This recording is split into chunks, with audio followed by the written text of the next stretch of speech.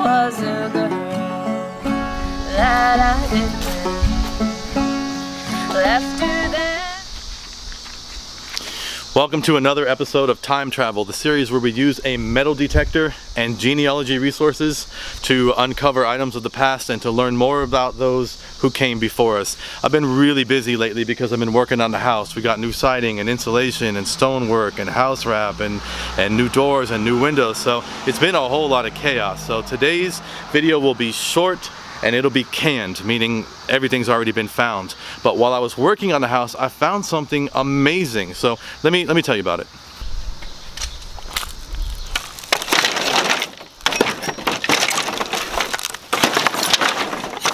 So I was in the house tearing down a wall and I tore off a piece of baseboard, old 1907 baseboard, and I always flip it around and look at the back because sometimes you can see calculations and things that the original carpenters from 100 years ago did on the back of the wood. So I flipped over this one piece of baseboard and on the back there was a name stamped into the wood, and the name was Ruth R. Wanzer. Ruth R. Wanzer was the original owner of this house, and here's what the house looked like back in about like 1916. Now I don't have that piece of wood anymore because I had to put it back on the wall because I couldn't find a replacement for it, so it's in the house. But Ruth R. Wanzer was the original owner of this house in 1907. She never married, she never had any kids, and her occupation was listed as a caretaker. She took care of her mother in this house. And I believe I found two things in this house that actually belonged to her. Now if you look at this wallpaper right here, that looks like 1920s, doesn't it? That's a good find. That's 1920s wallpaper, but that's not the original. The original is on the back of this. There's another layer of wallpaper, and that's original. I can tell that's every bit of 1900. I guess you would call it like Edwardian style of decorating, maybe. But I'll show you the original wallpaper. Look. The wildest winds born with a love deep past the ocean. This was a girl that I didn't win. Left her there back in the mountains to see the world. It's just to gain. Oh, and I returns no earthly treasures. Good is this heart, so full of pain.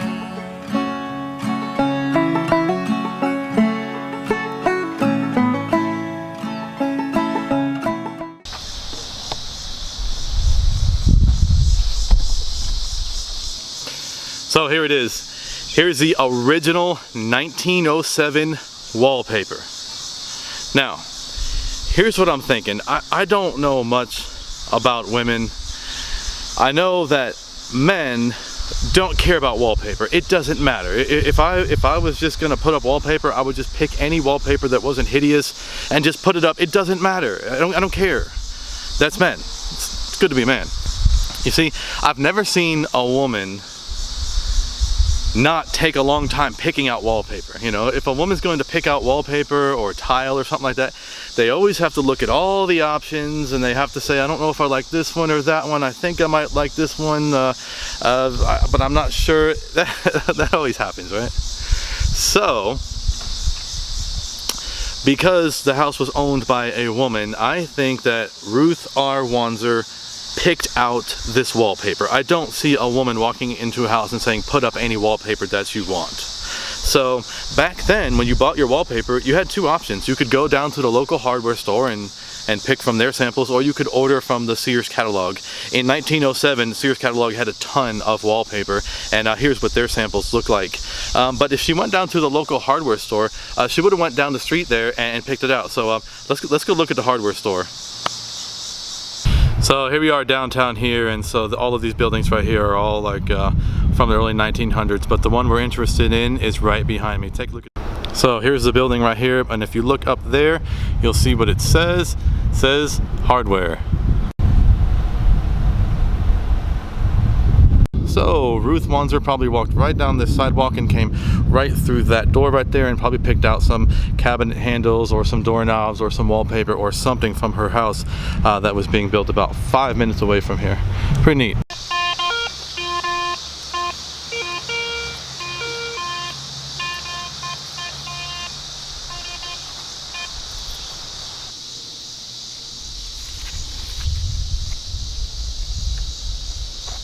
So the first thing that I've got to show you is this locket.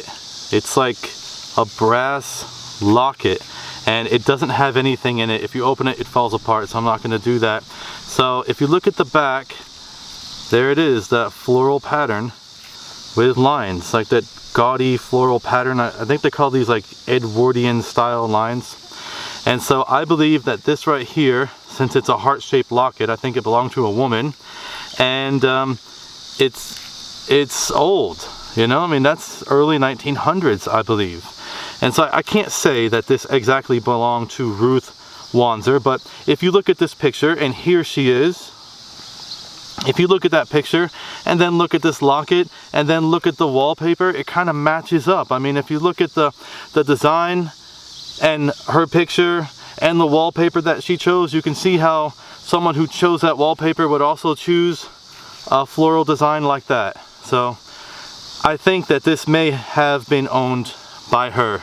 The next thing that could have belonged to her is this, whatever this is, this big chunk of glass right here. I mean, if you look at the color of this aqua color and how thick and clunky the glass is, I had no idea what that was, but you know, that's heavy, it's old, the color is old, so I'm saying that this could have been owned by her. Okay. The next thing, I don't know if this was owned by her, but I found it out here in the garden. You know what this is? It is like a hitching ring, right? So this was handmade by a blacksmith.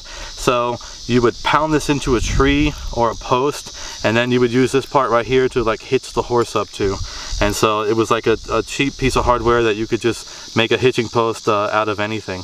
And speaking of horses, here's an old horseshoe that I found out here in the garden, and this probably comes from back in the days when the carpenters and laborers had to make use of horses. I mean, if you can imagine a bunch of guys standing out here with shovels digging a basement by hand, you know, can you imagine how much dirt they had to take out of here to do that? That's amazing. This is a mystery. This probably didn't come from Ruth Wanzer, but you know what it is? It's obsidian, and I find pieces of this in my garden. And the crazy thing is that obsidian is not native to the state of Illinois where I live. I mean, obsidian does not occur here.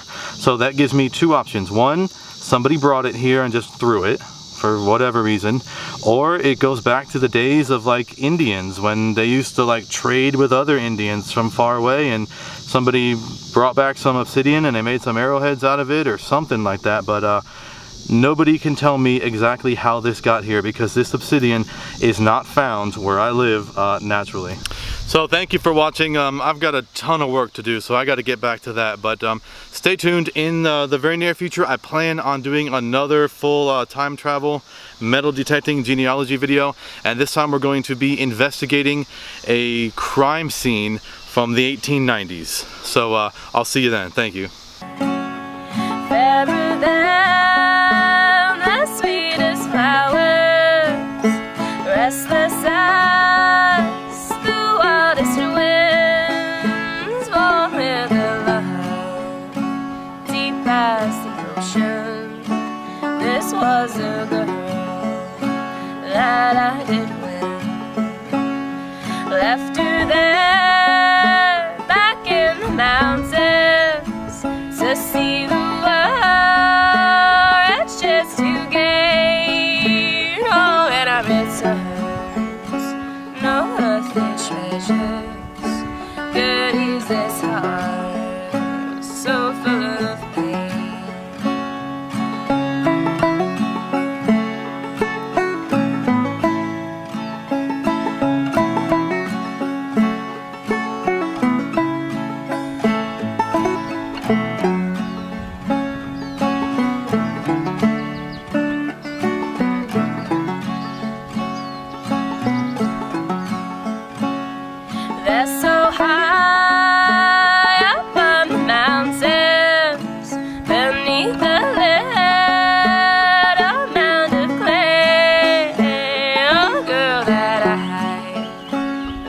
innocence married, so still among the flowers she laid.